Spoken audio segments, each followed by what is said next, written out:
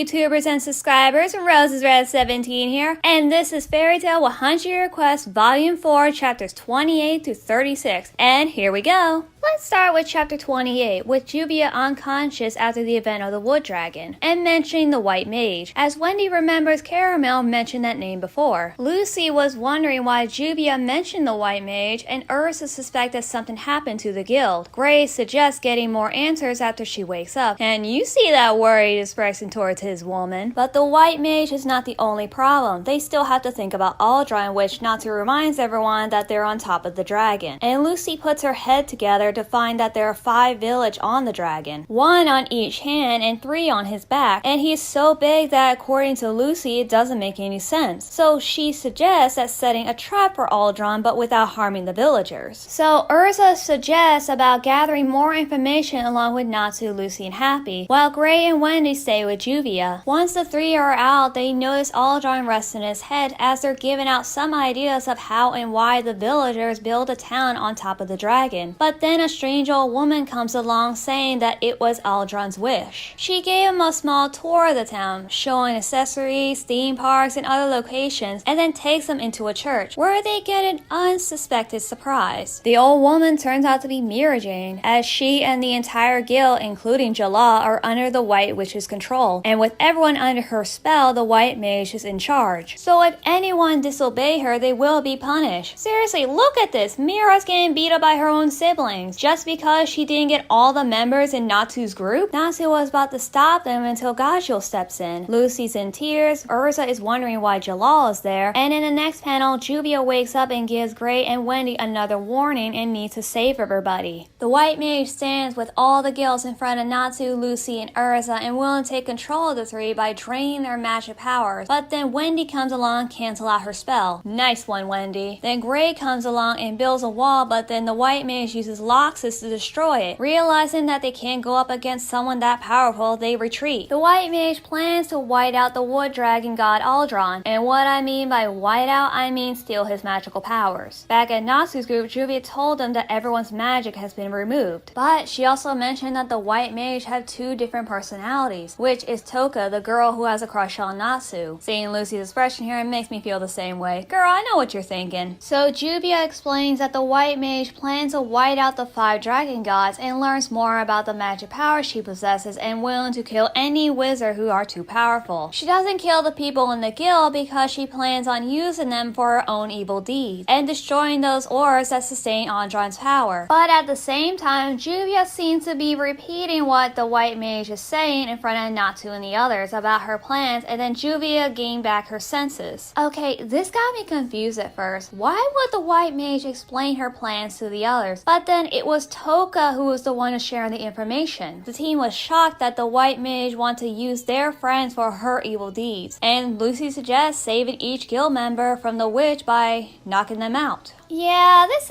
idea got a certain pyro all fired up. And what is with that expression Lucy saying no when this was your idea? This is what gets this guy all hyped up. Come on, Lucy, you should know better. Natsu goes charging, ready to take down all the people that he listed here, and after a while the others finally join him, and Ursa seems to wonder why Jalal was there when he's not even a member. Remember when I said that this arc was taking too long to finish and the dragon is the one reason? And now you know the other reason is the White Witch and everyone in the guild going out against Natsu's team. You see everyone running towards each section ready for some fights, and Natsu is more fired up to fight his friends, just like in the Battle of the Fairy Tail arc where he demands defeat everyone just because he wants a good fight. I love Natsu, but it bothers me when he's like this. He wants to go fight his friends without realizing the situation he's in, going up against those that he knows are stronger than him. Well, most of them. Natsu loves his comrades and still thinks of them as his friends, even when Loxus was being a jerk in that one arc that caused everyone to fight against each other. Even though Natsu was the one that stopped Loxus after realizing that he was taking it too far. Natsu still thinks of him as a comrade boyfriend and literally yelled at Makara for kicking him out of the guild. This part of the personality is what makes Natsu a lovable character, and it's one of his great strengths, but it's also his greatest weakness. During this chapter, I realized Natsu's intentions aren't very reliable. He knows that fighting his friends is the only way to save them, but at the same time, he seemed to be enjoying it. He's going to lose the fight if he doesn't take it seriously. And it's not the same when he's fighting against Sting and Road in the Grand Magic game. He is fighting for his friends, but he's enjoying the fight. This whole chapter is pretty much a recap of the Battle of the Fairy Tail arc, which wasn't one of my favorite ones, but moving along. This chapter seems like an introduction to the Fairy Tail battle that I'm about to witness or read. But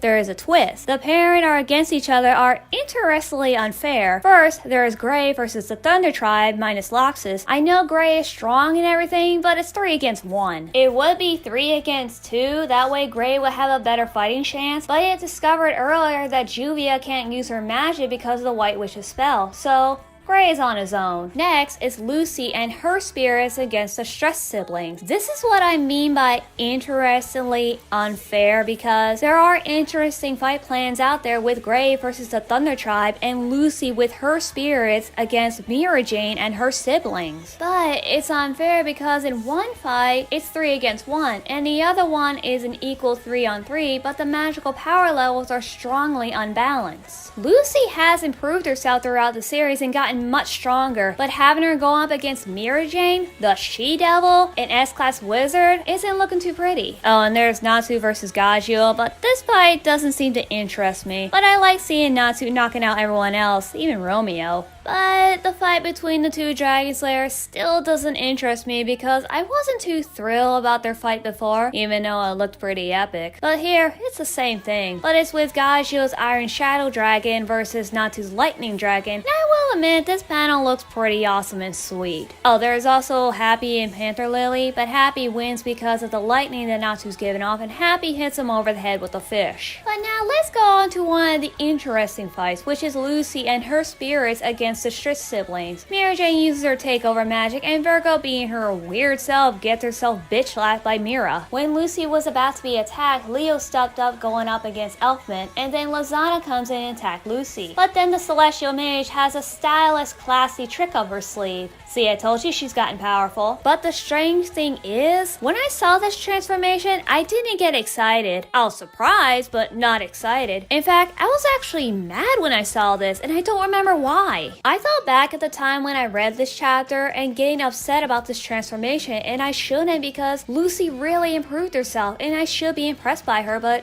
I wasn't. I guess because of my unfair insanity towards this character that I had for a long time had me feeling uneasy with this combination spell that Lucy has gained. But then I also remembered that there's another Celestial Mage who I like better than Lucy. Yukino has always been the interesting one to me. She has the same magical ability as Lucy, and not to mention she possessed 2 of the golden keys. So I would think that she will have a little bit more screen time, but I know Hiramashima isn't going to give her a chance because she's just a secondary character. But I would love to see more improvement from Yukino, even though I did see that in the filler arc that everybody seemed to dislike because it was boring, but it was educational. The bottom line is I should not be aggressive towards a certain character because of my personal feelings I have with them, especially if that character is fictional. But in Fairy Tail, the characters are real because they're based off a real person. There is someone as reckless as Natsu. There is someone as chill like Gray. There is someone who is stubborn, annoying, and can be rude, but also kind-hearted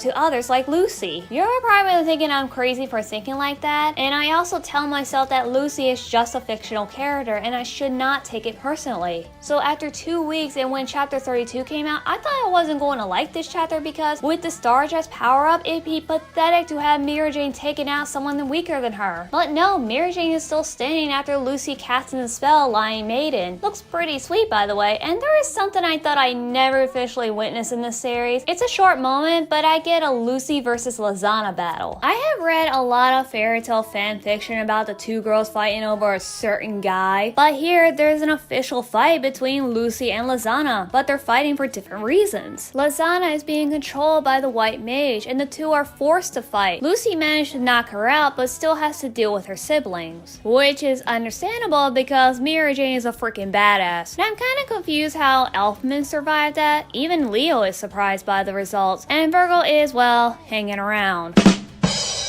Next, we see the white mage sitting on her throne, I guess waiting patiently for her minions to do the dirty work and also see what's going on. There's Wendy and Carla flying towards the right shoulder. Ursa is heading to the left hand but ends up running into Jalal. Now, you think there's going to be a fight between Ursa and Jalal, but no, I get this. Jalal in his underwear telling Ursa to come at him. Ursa blushes like crazy, freaking out, and she's thinking to herself, what the fuck is going on? But enough about that. Let's get to the other interesting fight in the volume, and that is Gray versus the Thunder Tribe. And Juvia's watching from the sideline because she can't do anything without her magic. But when it looks like it was over for Gray, he activated his Demon Slayer magic. God, I love that power. Free uses Power of Darkness to attack, but Gray thrashes him with one hit, then goes after Evergreen and Bislow and attacks Free again. But then Free uses a spell called Dark and Cycle Pain, but then realizes Gray doesn't feel any pain and gets another punch in the face. And then Evergreen and Bislow is about to use their magic eyes on Gray, but then Gray sneaks up behind them, turning their heads towards each other. He gets turned into stone. She is now a doll. Way to outsmart your enemies. And then after that battle, Gray said, there is no way I feel pain since I'm hitting my comrades, which is a very touching moment if you ask me. But with the other battle going on between Natsu and Gajeel, as those two are at their limits, Levi shows up and willing to protect Gajeel, but Natsu is willing to knock down anyone who's standing in his way in order to protect him. And just when he's about to go in for an attack, Levi kneels down holding her stomach. Natsu stops in his track as he remembers Levi is pregnant through a flashback of her telling everyone about her baby and willing to protect it no matter what. And now back to the present, Levi takes this chance to create a carriage using her solid script magic and drives Natsu away. Well, that is a cheap shot, Levi. I don't care about if you did it for your man, and we all know you can't beat Natsu in a fair fight, but still, you tricked him into feeling bad for you and you take that opportunity to use his one weakness against him. I am sorry, but it's still a cheap shot. Okay, moving on. So in the left hand, there is Urza fighting against Jalal, who is, by the way, using his charm on her during a fight. What is going on here? Next, in the right hand side, Wendy and Carla find a place filled with giant spider webs, including this guy, who is the Sticky Dragon Slayer. I wish I was joking. You know, I actually forgot about them after everything that's going on, so can you really blame me? Speak of the devil, here's the rest of them as they have a conversation on whether or not they should eat Aldrun from where they're standing. But they can't take the risk, and Kiria decides to seek out her pet, Urza, who is literally equipped into every outfit that would please Jalal. And you guys thought that Lucy got all the fan service, but no, Ursa is just as much of a victim in that category. Granted, she is doing this because I guess is to snap him out of his hypnosis because she knows that Jalal isn't immune to a girl. Urza, you realize that you're the only girl he looks at, right? As proof, he pins her down with a blushing expression wanting to do something with Urza, but then gets interrupted by Loxus, reminding Jalal that they have a task to do. But Jalal wants to keep Urza, and it looks like something's about to go down between the two, but then Kiria shows up. Meanwhile, Gray tied up the Thunder Tribes, Lucy and Loki are still fighting against Mira and Elfman, Natsu is still on the carriage, moving downtown, but then stopped by this guy named Wrath. Another member of the Dragon Eaters, the Ghost Dragon that can only be seen by other Dragon Slayers. Wrath is grateful for being seen again, but he wants to eat Natsu now. Natsu tries to fight him off but can't land a hit because, you know, the guy's a freaking ghost. But somehow Wrath can hit him, which is an unfair fight to me. Happy comes along and sees Natsu's yelling at no one because Happy can't see him because, like he said before, he can only be seen by other Dragon Slayers. Back at the Right Shoulder City Church, Wendy and Carla are in a sticky situation. Wendy gets wrapped up in a cocoon but managed to get her legs, arms, and face out. Okay, just a heads up, these two are not going to have an interesting battle until the next volume. Next is Kiria, Urza, Loxus, and Jalal having a stare down when Urza knows the orb and willing to secure it. Meanwhile, Lucy is still battling against Mira and Elfman. Lucy closes Virgo and Leo's gates and then summons Taurus along with the Stardress fighting against Elfman. As for Mira Jane, Lucy summons Gemini to transform into Lazana. Even though Mira knows that she's a fake, she still can't hurt her little sister. But then the fake gets ashed out. Get it?